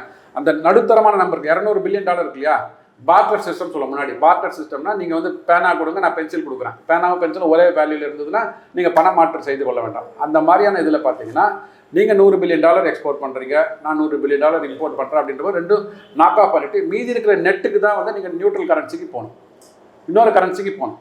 ஸோ அந்த மாதிரியான கரன்சி டாலராக வேறு எந்த கரன்சியாக இருக்கலாம். அந்த கரன்சி தான் பிரிக்ஸில் வந்து 5 நாடுகளுக்கும் ஒரு பொதுவான ஒரு கரன்சி, இல்லைன்னா 11 நாடுகளுக்கு பொதுவான ஒரு கரன்சி நோக்கி நம்ம போவோம். ஏன்னா டீடாலரைசேஷன் பண்ணியே ஆகணும். இவங்க ரொம்ப கிளவராக என்ன பண்ணாங்கன்னா, அமெரிக்கர்களுக்கு வந்து என்றைக்குமே அவங்க வந்து ஆதிக்கம் செலுத்த வேண்டும் என்ற மனப்பான்மை. ஏன் அப்படின்னா அது பெட்ரோ டாலர்னே கொண்டு வந்துட்டாங்க. டாலருக்கு இன்னொரு பெயர் வந்து பெட்ரோ டாலர் சிஸ்டம். ஏன்னா வந்து அவங்க என்ன சொல்கிறாங்கன்னா, க்ரூட் ஆயில் வந்து இந்த அரபு நாடுகளில் நிறைய வந்து கிடைக்குது, ஸோ அங்கே ப்ரொடியூஸ் பண்ணுறாங்க. ஸோ அப்போ என்ன சொல்கிறாங்கன்னா, நீங்கள் க்ரூட் ஆயில் வந்து டாலராக மட்டுமே வீங்க, நீங்கள் வந்து அரேபியன் திராம்ஸ் ஆகவோ இல்லை ஓமான் ரியாலாக விற்காதீங்க, நீங்கள் வந்து டாலராகவே வீங்க. டாலராக விற்றா என்ன ஆகும், டாலர் வந்து அமெரிக்காவுக்கு போகும், கரெக்டுங்களா? இவன்ட்டு அமெரிக்காவில் டாலர் இவன்ட்டு இருக்கும், அரபு நாடுகள் டாலர் இருக்கும்போது இவர்களுக்கு தேவையான டிஃபென்ஸ் எக்யூப்மெண்ட்டை அமெரிக்காலேருந்து வாங்குவாங்க. ஸோ டாலரை அவங்க கொடுப்பாங்க. So dollar will be the dominant currency. இன்றைக்கி அதுதானே இருந்துட்டு இருக்குது உங்களுக்கு. ஸோ க்ரூட் ஆயிலும் டாலர் தான் வாங்குறாங்க, இந்த டிஃபென்ஸ் எக்யூப்மெண்ட்டு அங்கே தான் வாங்குறாங்க. அவர்களுக்கு தோதுவாக அங்கே பேஸ் கேம்பே போடுறாங்க. எல்லா அரபு நாடுகளையும் பார்த்தீங்கன்னா இந்த ஏர்போர்ட்டில் இன்னொரு ரன்வே ஒன்று இருக்கும், எப்போ வேணால் அமெரிக்க போர் விமானம் வந்து இறங்கி போகலாம், அந்த அளவு கண்ட்ரோல் வச்சுருக்கிறாங்க. சரிங்களா? இதை வந்து தெரியாமல் இந்த அரபு நாடுகள் எல்லாம் வந்து தன்னை தாரை வார்த்து கொடுத்து விட்டாங்க. ஸோ அதனால் பார்த்தீங்கன்னா இப்போ ஒரு தரவு கூட வந்துருக்குது. என்ன சொல்கிறாங்க அப்படின்னா, ஜப்பான் எப்படி ஆச்சு பாருங்க. when Japan challenged them, they destroyed. when Iraq raised its head, they crushed it. ஒவ்வொரு நாடுகளும் ஜப்பான் தலை தூக்காரத்தை தட்டினான், ஈராக் தூக்காரத்தை தட்டினான். இப்போ என்ன பண்ணுறாங்கன்னா அனைத்து நாடுகளும் மேலே வராங்க. பொருளாதாரத்தில் சொல்கிறது, பொருளாதாரத்தில் மேலே வரும்போது அனைவரையும் வந்து தன் காலுக்கடியில் கீழே போட்டு நசுக்க வேண்டும். அதுக்கு என்னடா அப்படின்னு பார்த்தா டாரிஃபை போடுவாங்க. பட் இதனோட இம்ப்ளிகேஷன்ஸ் தெரியாமல் அவர் வந்து பண்ணியிருக்காரு. அதாவது இப்போ ஒரு ரீசெண்டாக வந்து ஒரு இது எடுக்கிறாங்க, சர்வே எடுக்கிறாங்க, அக்செப்டன்ஸ் ரேஷியோன்னு சொல்லுவாங்க, அக்செப்டன்ஸ் ரேட்டிங் சொல்லுவாங்க. அது அவர் படிப்படியாக குறைந்துடும். அதாவது ஒரு ஒரு தீர்மானம் போடுறாரு, இல்லை ஒரு பாலிசி கொண்டு வராருன்னா அது அங்கே உள்ள அமெரிக்க மக்கள்கள் இல்லை அமெரிக்கா இந்த நாடாளுமன்றத்தில் எப்படி அக்செப்டன்ஸ் இருக்குது அப்படின்றது ஒரு சர்வே ஒன்று. அது படிப்படியாக குறைந்து இப்போ 38% கீழே போயிடுச்சு. 38% கம்மி. ஆமாம். ஸோ அப்படி கீழே போகும்போது ஒரு நம்பகத்தன்மை இருக்காது. இனிமேல் நீங்கள் எடுக்கிற முடிவுகள் வந்து மக்களுக்கு சாதகமாகவும் பாதகமாக இருக்குன்னு பார்க்கும்போது பாதகம் தான் ஜாஸ்தியாக இருக்குது. அந்த ரேட்டிங் வந்து அதான் சொல்லுது. குறைஞ்ச ரேட்டிங் போக போக போக நீங்கள் எடுக்கிற முடிவு நாட்டு மக்களுக்கு நல்லது இல்லை. ஸோ நீங்கள் திருப்பி வீட்டுக்கு சீக்கிரமாக காலி பண்ணின்னு போங்க. அதுதான் அந்த செய்தி தான் இப்போ நடந்து கொண்டு இருக்கிறது. அதுதான் அவர் கிடைச்ச பரிசு நான் பார்க்குறேன். காணொலியில் உங்கள் சைடில் இறுதியான கேள்வியா, இப்போ நம்ம பார்த்துருப்போம் மோடி இமேஜ் 56 இன்ச்சு, அவர் வந்து வெளியுறவு கொள்கையில் இத்தனை ட்ராவல் பண்ணுறாருன்னா அவர் நாட்டு நலனுக்காக தான் பண்ணுறாரு அப்படின்னு சொல்லிட்டு ரொம்ப பெருசாக பிஜேபி சைட்லேருந்து பேசுவாங்க. அதற்கு இப்போ காங்கிரஸ் சைட்லேன்னு சொல்கிறாங்க, இதுதான் உங்களோட இமேஜ், கிட்டத்தட்ட அமெரிக்காவுக்கு பயந்து இருக்கீங்க அப்படின்னு சொல்லிட்டு இப்போ காங்கிரஸ் தரப்பே சொல்கிறாங்க. உங்கள் நட்பு எங்கே போய் கொண்டு இது பண்ணியிருக்கு இந்தியாவை, இந்தியா மக்களுக்கு எவ்வளோ பிரச்சனையாக ஆயிருக்குங்கிறது இதுக்கு மேலே ஒரு எக்ஸாம்பிள் எதுவுமே தேவையில்லை அப்படிங்கிறாங்க. ஸோ மோடியோட அவர்களோட அரசாங்க நடவடிக்கை எப்படி இருக்குது? நீங்கள் வந்து யூஎஸ் தான் உலகம், உலகம் தான் யூஎஸ் அப்படின்னு நினச்சிருந்தீங்கன்னா நீங்கள் அப்படியே நினச்சிக்கோங்க. உலகத்தில் பல நாடுகள் இருக்குது, உலகத்தில் பல சாவரின் கண்ட்ரிஸ் இருக்குது. ஒரு மேலாதிக்கம் தான் இன்னொரு மேலாதிக்கத்தை தூக்கி பிடிக்கும். காங்கிரஸ் அப்படின்ற ஒரு கட்சிக்கு அந்த கட்சியோடைய ஃபஸ்ட்டு ஃபேமிலி ஒரு இன்ஃப்ளூயன்ஸ் பண்ணிட்டு இருக்கு. அதை தாண்டி வேறு யாராலையும் எதுவும் அது பேசவோ எதிர்த்து வாயை திறந்து பேசவோ முடியாது. சசி தரூர் அவர்கள் தான் காங்கிரஸோட பிரசிடென்ட் ஆகணும்னு நான் சொல்கிறேன். ஓகேவா? உங்களோட கட்சி தலைவராக இருக்கக்கூடியவருக்கு அந்த தகுதியே இல்லை அப்படின்னு ஒரு இண்டிவிஜுவலாக யார் வேணால் சொல்ல முடியும். ராம் ஜெத்மலானின்னு ஒரு லாயர் இருந்தார், நிறைய கேஸ் ஜெயிச்சு கொடுத்துருக்காரு, இந்தியாவுடைய முக்கியமான ஒரு லாயர்ஸில் இருந்தார். அவர் சொல்ல நான் என்னோட பியூனை கூட வச்சுக்க மாட்டேன் அப்படின்னாரு. ஓகே, நான் அதை திரும்பி கோட் பண்ண விரும்புகிறேன். அப்படிப்பட்ட ஒரு ஆளை நீங்கள் கட்சி தலைவராக வச்சுருக்கீங்க. ராகுல் காந்தி. ராகுல் காந்தி அவர்களை ஓகேவா, ராம் ஜெத்மலானி அவர்கள் சொன்னது என்னன்னா, I won't have him as a peon in my office அப்படின்னாரு. அந்த தகுதி கூட அவர் கிடையாது அப்படின்னு சொன்னார். அந்த ஒரு ஆளை நீங்கள் உங்கள் கட்சியோட தலைவராகவே வச்சுருக்கீங்க. நீங்கள் வந்து இந்த மாதிரி விஷயத்த பேசக்கூடாது அப்படின்றது முதல் விஷயம். அதை விட்டுடுங்க, ஓரமாக வச்சிடலாம். அது காங்கிரஸ் கட்சியோட உட்கட்சி விவகாரம். அமெரிக்கா மட்டும்தான் ஒரே நாடுன்னு நினச்சிங்கன்னா நீங்கள் சொல்கிறது கரெக்டு. யூகேன்னு ஒரு நாடு இருக்குது, நம்மளை 75 வருஷத்துக்கு முன்னாடி ஆட்டி படைச்சாங்க, எல்லாத்தையும் கொள்ளடிச்சிட்டு போனாங்க. இன்றைக்கி அந்த நாடை அடித்து கீழே தள்ளிட்டு நம்ம மேலே வந்திருக்கோம், 4வது பெரிய எக்கானமியாக இருக்கும். ஓகேவா? அந்த நாட்டோடைய பிரதமராகவே ஒரு இந்திய வம்சாவளின்னு வந்தார். ஸோ இவ்வளோ விஷயமும் நடந்திருக்கு இல்லையா? அந்த நாடு வந்து இந்தியாவுக்கு ரெட் கார்பெட் போட்டு ஃப்ரீ ட்ரேட் அக்ரிமெண்ட் போடணும்னு போன வாரம் சைன் பண்ணியிருக்கோம். ஸோ அப்போ இந்தியாவோட பயணங்களும் மோடி அவர்களோட வெளியுறவு கொள்கை ஃபெயில் ஆச்சுன்னு ஒத்துக்கலாமா? ஓகேவா? நேத்திக்கு ரஷ்யா வந்து பேசும்போது சொல்றாங்க இந்தியா மீது இப்படி பேசுறதே தப்பு அப்படின்ட்டு. சைனா இன்னைக்கு இந்தியாவுக்கு சப்போர்ட் பண்றாங்க. India is a sovereign country. இப்ப நான் சொல்றது நேத்திக்கு நடந்த விஷயம். India is a sovereign country. You cannot treat India like this. நம்மளுடைய எதிரின்னு வச்சுக்கோங்க. நீங்க உங்களுடைய ஒரு நேருஜி வந்து பிரைம் மினிஸ்டரா இருக்கும் போது சென்ட் ஒன் ஸ்குவாட்ரன் கேட்டார். யார்கிட்ட? கென்னடி கிட்ட. ஓகே, ஒரே ஒரு ஸ்குவாட்ரன் கொடுங்க அப்படின்னு. நீங்க தான் அமைதி உருவம் இல்லையா? என்னது ஆசிய ஜோதி. ஆசிய ஜோதி என்று அழைக்கப்படுவர் யார்? நம்மளோட தமிழ்நாடு பப்ளிக் சர்வீஸ் கமிஷன்லாம் ஒரு கேள்வி. நேரு அப்படின்னு இருக்கும் ஆன்சர். நீங்க தான் உலகம் முழுக்க நட்பு தானே வச்சிருந்தீங்க. சைனாக்காரன் வந்துட்டான், அசாமை விட்டுட்டுன்னே சொன்னீங்களே. நீங்க சொல்லிட்டு உங்களோட ஃபாரின் பாலிசி அப்படிதான் இருந்தது. ஒரு ஸ்குவாட்ரன் கொடுங்க கேட்டீங்களா? இல்லையா? முடியாதுன்னு சொன்னாங்களா அமெரிக்கா? 71 இந்திரா காந்தி உங்களுடைய சொந்த என்ன சொல்றது மாமியார், அவங்க என்ன சொன்னாங்க? அமெரிக்கா வந்து நம்ப முடியாதுன்னு சொல்லி தானே அவங்க ரஷ்யாவோட போய் சேர்ந்தாங்க. அப்ப இவங்களோட ஃபாரின் பாலிசி அப்படி ஆப்போசிட்டா இருக்கா? அந்த ஃபாரின் பாலிசி தான் நம்ம கண்டினியூ பண்றோம். ஸோ அமெரிக்காவை இது வரைக்கும் இந்தியா எந்த விதத்துலையாவது நம்பியிருக்கா? அவங்க என்னைக்காவது ரெசிப்ரோகேட் பண்ணிருக்காங்கன்னா இல்லை. இந்த பர்சனல் ரிலேஷன்ஷிப் அப்படிங்கிறது வந்து ஏதாவது மாற்றம் வருமானு ட்ரை பண்ற ஒரு விஷயமே தவிர இந்தியாவுக்கு அமெரிக்கா, இப்போ இந்தியா வந்து அமெரிக்கா சொல்வதை கேட்டு இருந்தாங்கன்னு வச்சுக்கோங்களேன், அப்போ நீங்க பேசுறதெல்லாம் கரெக்ட். ட்ரேட் டேரிஃப்ல சைன் ட்ரேட் நீ சொல்றதெல்லாம் ஒத்துக்கிறேன், 25% சைன் பண்றேன் ஓகே, 50% சைன் பண்றேன் ஓகே, ரஷ்யா ஆயில நிறுத்துறேன் ஓகே, நான் நீங்க சொல்ற ஹுசூர் நீங்க சொல்றதெல்லாம் ஒத்துக்கிறேன்னு சொன்ன முன்னாடிலாம் சொல்லியிருக்காங்க. ஒபாமான்னு போனாங்கல்ல 26/11 நம்ம மேல குண்டு போட்டு நம்மள ட்ரெயின்ல போற வரவனெல்லாம் சுட்டு கொண்ட உடனே ஒபாமா அப்படின்னு போய் நின்னோம்ல. அப்ப இந்த ஃபாரின் பாலிசி இப்ப இல்லை. ஓகேவா? இப்போ வந்து நீ என்ன வேணா பண்ணிக்கோ. நீங்க கொஞ்ச நேரத்துக்கு முன்னாடி சொன்ன சார்ட்ட கேட்கும் போது ஒரு சொன்னீங்க, எனக்கு என்னுடைய இமேஜுக்கு என்ன வந்தாலும், அவர் சொன்னது இமேஜ் இல்லை, எனக்கு என்ன ஆனாலும் அப்படின்றது வந்து அவருடைய இமேஜ் கிடையாது. அவர் யாரை எதிர்க்கிறாருன்னு உங்களுக்கு புரியும், எனக்கு புரியும், இந்த காணொலி பார்க்குறவங்களுக்கு புரியும். அவர் சொன்னது இமேஜா உயிரான்றது எல்லாருக்குமே புரியும். அவர் எல்லாத்தையும் துணிஞ்சுதான் இந்த விஷயத்தை எடுத்திருக்காரு. ஓகேவா? இதுல ஃபாரின் பாலிசி இந்தியா கரெக்டாக தான் ஃபாலோ பண்ணியிருக்காங்க.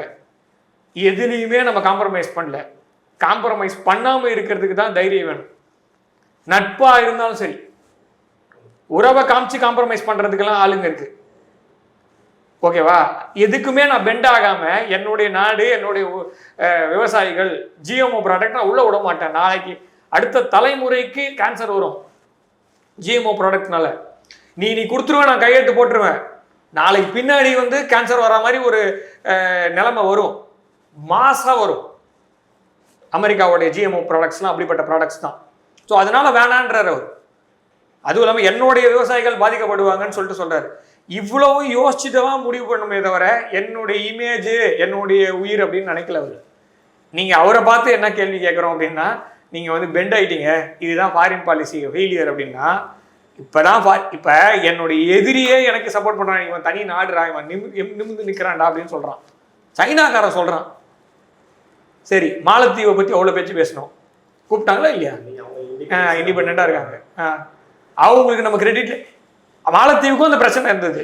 சார் சொன்னார் பெட்ரோ டாலர் சிஸ்டம். மாலத்தீவு ஆயில் வாங்கணும்னா எங்க போகணும்? அமெரிக்காவுக்கு தான் போகணும். ஏன்னா அந்த டாலர்ல இருந்தா தான் ஆயில் வாங்க முடியும். ஸோ நீங்க என்ன பண்ணணும்னா, பெட்ரோல் வாங்கணும்னு நினைச்சா நம்ம வந்து நேராக என்ன பண்ணுவோம், நம்ம ஃபுட் கோர்ட்லாம் இருக்குல்ல, அங்க நீங்க வந்து டைரக்டா ஒரு பொருளை வாங்க முடியாது. நீங்க என்ன பண்ணணும்னா, கையில கேஷ் இந்தியன் ருப்பியே இருந்தாலும், இந்தியாவோட ரூபாவே இருந்தாலும், நீங்க அங்க ஒரு கேன்டீன்ல கவுண்டர்னு ஒன்று இருக்கும், அங்க போயிட்டு நீங்க ரூபாவை கொடுத்தீங்கன்னா ஒரு கார்டு கொடுப்பான். அந்த கார்டை எடுத்துன்னு வந்து, அதாவது என்னுடைய இந்திய ரூபா அங்கே செல்லாது. நான் சொல்ல ஃபுட் கோர்ட், இந்தியாவில் ஃபுட் கோர்ட் இருக்கு, இந்தியா ரூபா செல்லாது. நீ என்ன பண்ணணும், எடுத்துட்டு போயிட்டு 500 ரூபாய்க்கு கார்டை போடு. அந்த கார்டை வாங்கிட்டு வந்து நான் இங்கே இட்லி வாங்கி சாப்பிடுவேன். அதை நான் இப்படியே கொடுத்தேன். அப்படி கிடையாது. ஸோ அதுக்குள்ளே இருக்கிற, இப்போ நான் எவ்வளோ ரூபாய்க்கு வாங்குறேன் இட்லி, 50 ரூபாய்க்கு வாங்குறேன், ஆனால் எவ்வளோ ரீசார்ஜ் பண்ணுறேன் 500 ரூபாய். இப்போ 450 ரூபாய் எங்கள் அக்கௌண்ட்டில் இருக்குது, அவன் அக்கௌண்ட்டில் இருக்குது. இந்த பணமும் இருக்குது அவங்கக்கிட்ட, அமெரிக்கா கிட்ட. ஸோ இந்த மாதிரி தான் அவங்களோட எல்லா டிரான்சாக்ஷன்ஸுமே இருக்குது. ஸோ இதை நான் செக் வச்சு என்னுடைய பிராந்தியத்தில் நான் வந்து என்னுடைய ஸ்திரத்தன்மையும் என்னுடைய நெய்பர்ஸோட ஸ்திரத்தன்மையை நான் மெயின்டைன் பண்ணால் எனக்கு கிடைக்கிற பேர் வந்து நான் பெண்ட் ஆகிட்டேன், என் ஃபாரின் பாலிசி மேலே ஆயிடுச்சுன்னு. முதல்ல உங்கள் கட்சிக்கு ஒரு உருப்படியான தலைவரை கொண்டு வந்து வச்சுட்டு அதுக்கப்புறமா மற்றதெல்லாம் பேசலாம். சசி தரூர் சரியான ஆள், நான் ரொம்ப நாளாக சொல்லிட்டு வரோம். இப்பெல்லாம் இல்லை, நான் பிஜேபிக்கு வரவே வேண்டாம். என்னை பொறுத்த வரைக்கும் காங்கிரஸ் முக்து பாரத்ன்றது நான் வந்து வேணான்னு சொல்லுவேன். ஒரு நாட்டின் ஜனநாயகம் அப்படின்றது 2 கட்சிகள் தேவை. ஒன்று ஆளுங்கட்சி நல்லா இருக்கணும், எதிர்கட்சி நல்லா இருக்கணும். இப்போ இதுக்கு மேலே புதுசாக ஒரு கட்சி வரணுன்றது எனக்கு நம்பிக்கை இல்லை. ஓகே, அவங்க மேலே எனக்கு நம்பிக்கை இல்லை. 3வது ஒரு கட்சி இருக்கு இல்லையா, அது மேலே நம்பிக்கை இல்லை. காங்கிரஸில் சில நல்ல தலைவர்கள் இருக்காங்க. ஓகே, சசி தரூர் போல தலைவர்கள் நல்லா இருக்கும்போது நீங்கள் எதுக்கு அவரை தூக்கி வந்து நீங்கள் பிஜேபியில் இருக்கணும்னு நினைக்கிறீங்க?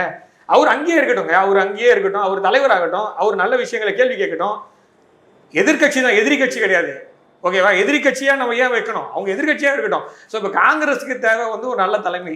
ஓகே, இந்தியாவுக்கு நல்ல தலைமை இருக்கு, இந்தியாவோட வெளியுறவு கொள்கை நல்லா இருக்கு, காங்கிரஸோட வெளியுறவு கொள்கை தான் கேள்விக்குறியா இருக்கு. ராகுல் காந்தி அவர்கள் கம்யூனிஸ்ட் சைனா பார்ட்டியோட ஒரு கையெழுத்து போட்டிருக்காரு. அந்த கையெழுத்து போட்ட பேப்பர் இன்னி வரைக்கும் நான் எல்லா இன்டர்வியூலையும் கேட்குறோம்.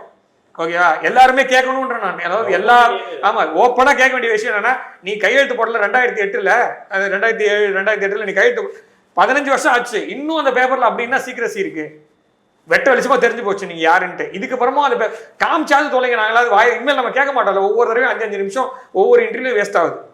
நீங்க அந்த கொஸ்டின் என்ன, எதுக்கு கையெழுத்து போட்டது என்னதுன்ற ஒரு கேள்வி வருது.